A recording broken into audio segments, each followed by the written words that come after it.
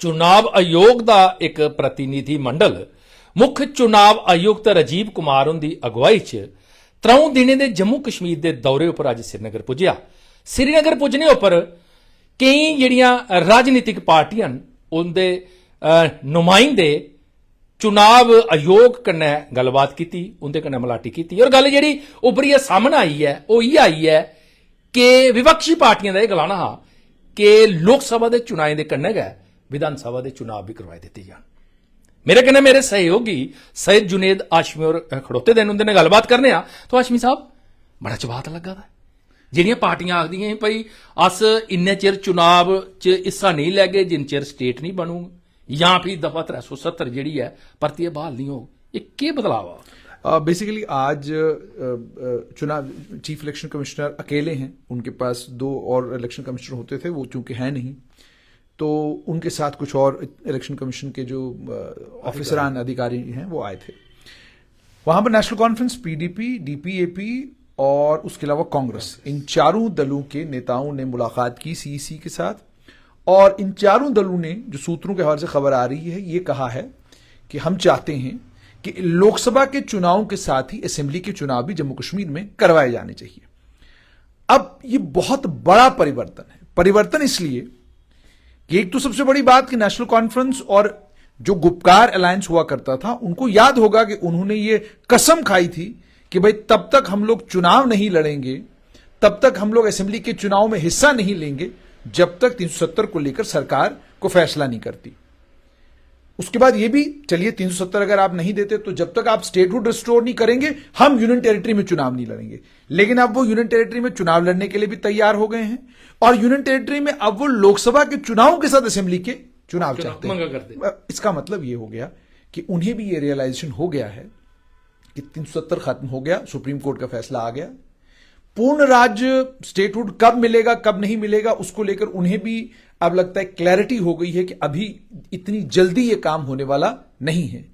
तो कम से कम अब एक लोकतांत्रिक सरकार जम्मू कश्मीर के लोगों को अपनी लोकतांत्रिक सरकार मिले। और उसके बाद एक और चीज जिसको हम फटीग फैक्टर कहते हैं। फटीग फैक्टर ये होता है कि ताकत में रहने की जिस व्यक्ति को आदत पड़ जाती है ना कि ताकतवर हूं मैं तो ताकतवर हूं, और आप जब सत्ता में होते हैं तो ताकतवर होते हैं, फिर जब लंबे समय से तक आपको सत्ता से बाहर रहना पड़ता है तो उसका नतीजा यह निकलता है कि एक फटीग फैक्टर आता है कि भाई प्रोटोकॉल भी गया, कोई पुलिस वाला हमारा नहीं सुन रहा। और हालत तो यहां तक आप पहुंची है, ये मैं आपको बता रहा हूं कि विपक्ष के एक नेता जो जम्मू कश्मीर के गृह मंत्री रह चुके हैं, उन्हें डिप्टी कमिश्नर टाइम नहीं दे रहा उनके मुताबिक।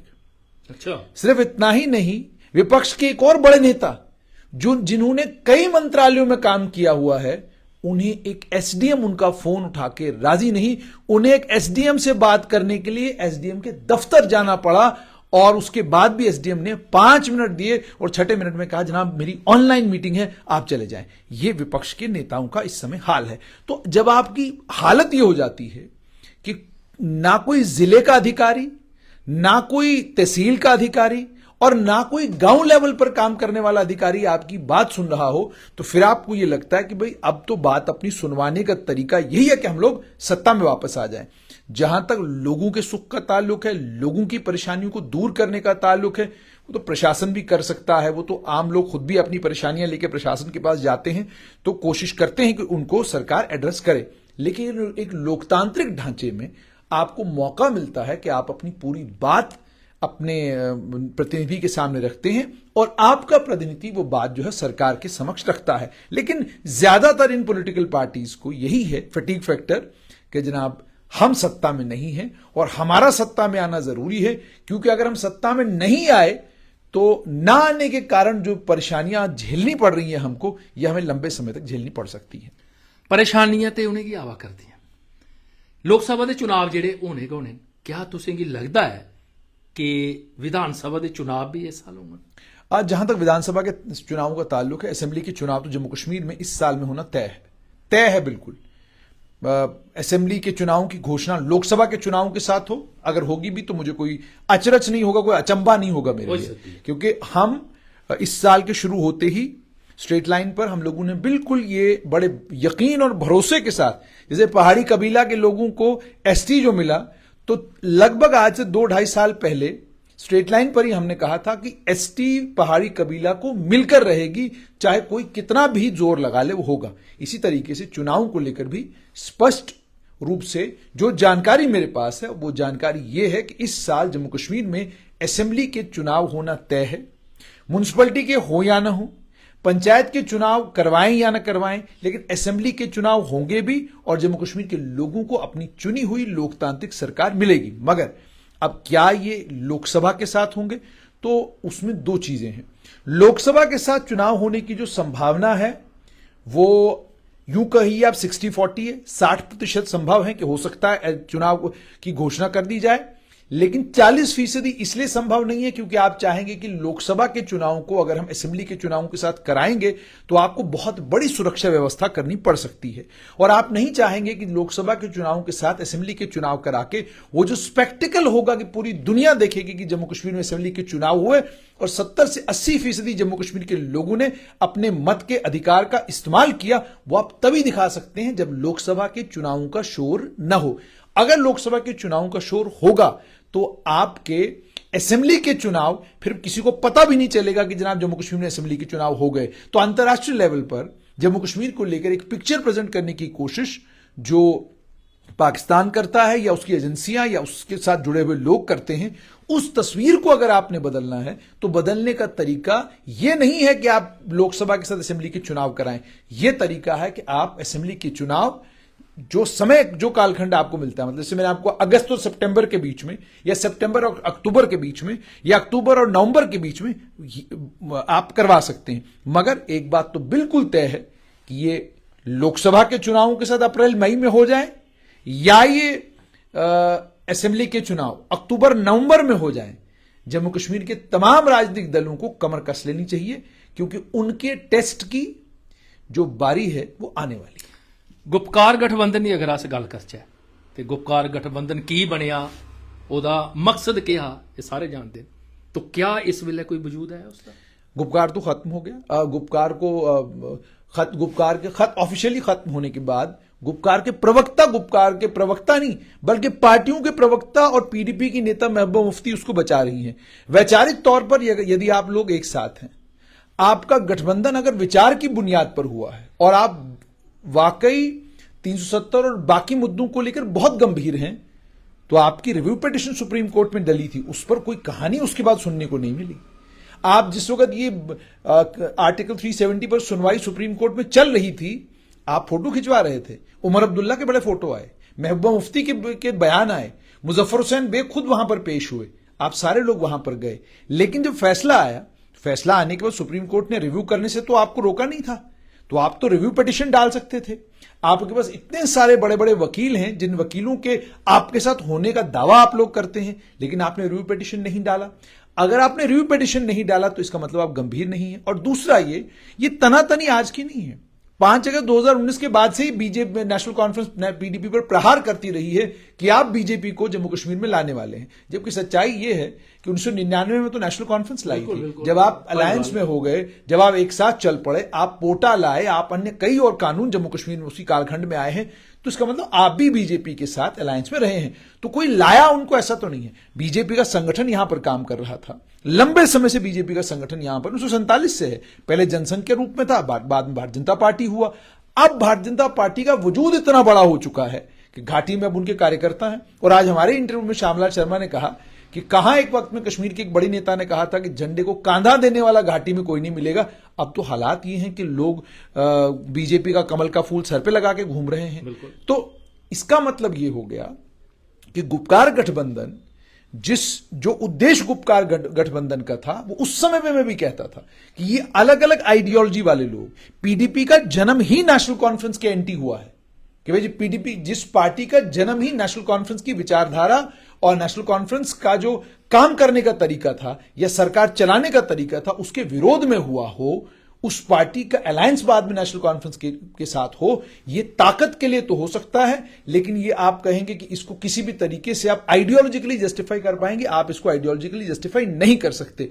अगर कोई विचारधारा आपको लगता है यह आपके राज्य को या आपके केंद्र शासित प्रदेश को तोड़ने वाली विचारधारा है, या उस विचारधारा के साथ अगर आप सहमत नहीं हैं, तो फिर आप अचानक सहमत हो जाते हैं, वो भी जब आपकी सरकार गिर जाती है, जब जम्मू कश्मीर से 370 हट जाता है। और उसके बाद इतना ही नहीं, गुपकार टूटना तब शुरू हुआ जब सज्जाद गनी लोन ने देखा कि मैं तो विचारधारा के लिए, मैं तो कश्मीर के लिए, मैं तो 370 के लिए इनके साथ जुड़ गया।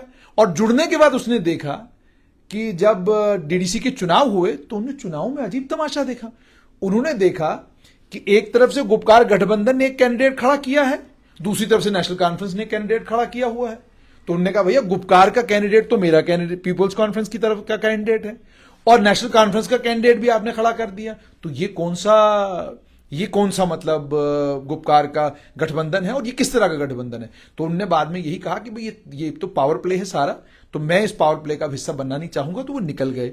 उसके बाद अगर आप गंभीर हैं कश्मीर घाटी को लेकर, तो आपने सैयद अल्ताफ बुखारी को साइड पे क्यों रखा है। आप तो उसको भी बुलाते कि ठीक है भाई, आप निकले, आप दिल्ली गए, आपने एक पॉलिटिकल प्रोसेस की यहां पर शुरुआत करी, ठीक है, लेकिन आप भी हमारे साथ आइए। गुलाम नबी आजाद को आपने आते ही कहा बी टीम ऑफ बीजेपी, आपके समर्थन से गुलाम नबी आजाद राज्यसभा के मेंबर बने हैं, और आपके आज भी पारिवारिक संबंध है उनके साथ। तो मतलब यही मैं आपको कह रहा हूं कि जब आप किसी विचार के लिए लड़ाई लड़ते हैं, जब आप किसी बड़े मिशन पर होते हैं, तो आप ये देखते हैं कि यहां का कौन सा ऐसा व्यक्ति है जो हमारे साथ चलेगा, और ताकि हम मिलकर एक बड़े इशू के ऊपर सहमति बनाकर केंद्र सरकार के समक्ष जाएं और स्टेटहुड ले आएं, 370 ना तो कुछ और वहां से ले आएं।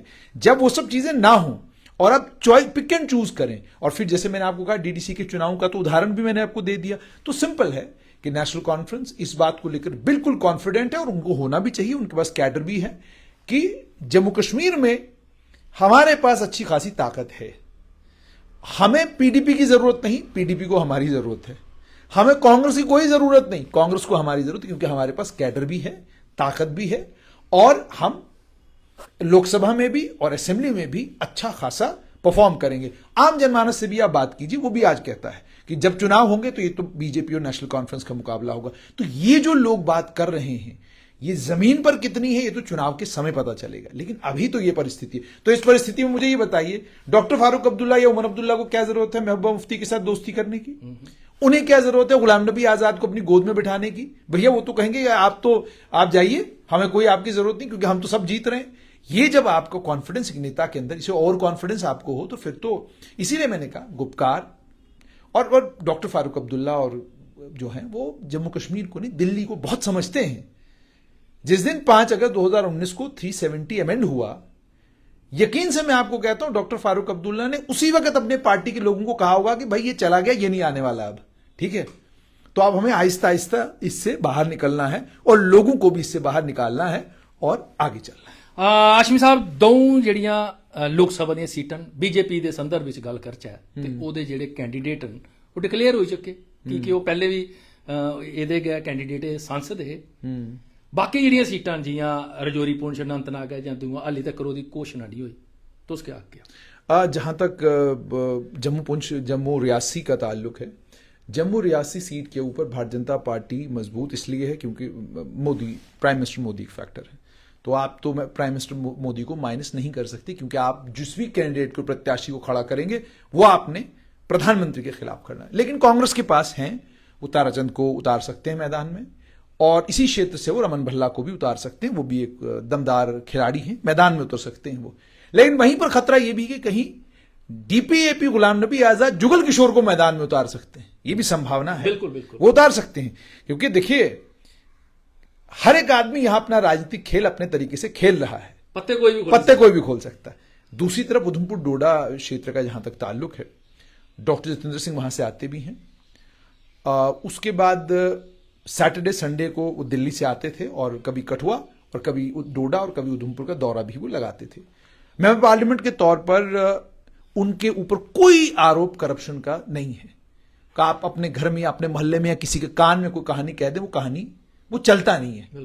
आप ये कह दें कि जैसे आम लोग पर सुनते हैं बड़ा करप्शन है, बड़ा करप्शन है, तो भैया कोई एविडेंस तो लाओ, कोई सबूत तो लाओ, सबूत कोई है नहीं, तो कोई आरोप उनके ऊपर ऐसा लगा नहीं। उसके बाद डोडा में टनल बने हैं, डोडा के लिए रास्ता बन रहा, अन्य कई और काम हैं, प्रोजेक्ट हैं जो बढ़िया परियोजना। हाँ, बहुत सारी परियोजनाएं जो उनके कार्यकाल में हुई। अब एक चीज का और वो श्रेय ले लेंगे, जब वो चुनावी जनसभाएं करेंगे वो ट्रेन का भी श्रेय लेंगे। वो रामबन में ऊपर संगलदान पहुंचकर संगलदान वालों से कहेंगे कि भैया तुमने पूरी जिंदगी में कहां ट्रेन देखनी थी, तुम तो इतने अभागे लोग हो। ये संगलदान के लोगों की बदकिस्मती कि भाई तुम्हारे यहां तो पिछली सरकारों ने सड़क नहीं पहुंचाई, तो मैंने तुम्हारे यहां ट्रेन पहुंचा दी। अब बात समझ रहे हैं? तो इस लेवल पर जब आप बात करते हैं और फिर प्रधानमंत्री जैसा चेहरा आपके पीछे हो, इतने बड़े वक्ता हैं, और तो फिर मुझे लगता है कुछ ज्यादा बीजेपी को दिक्कत नहीं होनी चाहिए। लेकिन कांग्रेस के पास भी लड़ाई लड़ने के लिए खिलाड़ी उनके पास है, पर उनकी बदकिस्मती ये है कि कांग्रेस में गुलाम नबी आजाद के कार्यकाल में उन्होंने इंश्योर किया कि शर्मा ब्रदरों को बाहर निकाल दो, मदन लाल श्यामलाल को किसी तरीके से पार्टी से बाहर कर दो, तो वो उनके कार्यकाल में तो नहीं हुए, लेकिन दुखी उनके कार्यकाल में हुए। बाद में मदन जी का अनफॉर्चुनेटली देहांत हो गया, लेकिन श्याम जी पार्टी छोड़ गए और वो बीजेपी में चले गए, वरना वो पार्टी छोड़ने वाले आदमी तो थे नहीं। इसी तरीके से अन्य कई और बड़े खिलाड़ी थे जो गुलाम नबी आजाद के कार्यकाल में पार्टी में थे, लेकिन इतने दुखी हो गए कि पार्टी से गायब हो गए। अब गुलाम नबी आजाद पार्टी से गायब हो गए, वो डीपीएपी लेके घूम रहे हैं। तो इस संदर्भ में अभी कांग्रेस के पास फिलहाल तो कोई ऐसा खिलाड़ी उधमपुर डोडा क्षेत्र में मुझे नजर नहीं आता। आप प्रदेश अध्यक्ष की बात करेंगे विकार रसूल की, तो वो प्रदेश अध्यक्ष अभी अभी बने हैं, युवा हैं, लेकिन आप कहें कि वो इतना बड़ा फिगर है कि वो इतनी बड़ी कॉन्स्टिट्यूंसी में, इतनी सारी असेंबली कॉन्स्टिट्यूंसीज में उनका दबदबा है, नाम है, और कोई वो बहुत बड़ा वोट ले लेंगे, वो उनके लिए बहुत मुश्किल है। और एंटी इनकम्बेंसी भी होगी और सीनियर कई पार्टी नया चेहरा भी बाहर आ सकता है। नया चेहरा देखिए, जहां तक नए चेहरे का ताल्लुक है वो कोई दिख नहीं रहा, लेकिन यह है कि अगर डोगरा स्वाभिमान संगठन के साथ कोई अलायंस कांग्रेस का हो जाए, या डोगरा स्वाभिमान संगठन के संस्थापक चौधरी लाल सिंह कांग्रेस में उतर आए, तो वो एक फिर बड़ा इंटरेस्टिंग कॉन्टेस्ट होगा। क्योंकि चौधरी लाल सिंह के परिवार ने पिछले दिनों आपने देखा होगा आरोप प्रत्यारोप का भी सिलसिला रहा उनका, तो फिर बड़ा एक इंटरेस्टिंग कॉन्टेस्ट वहां पर हो सकता है। लेकिन तब भी एज अ पॉलिटिकल एनालिस्ट मुझे डॉक्टर जितेंद्र सिंह की जीत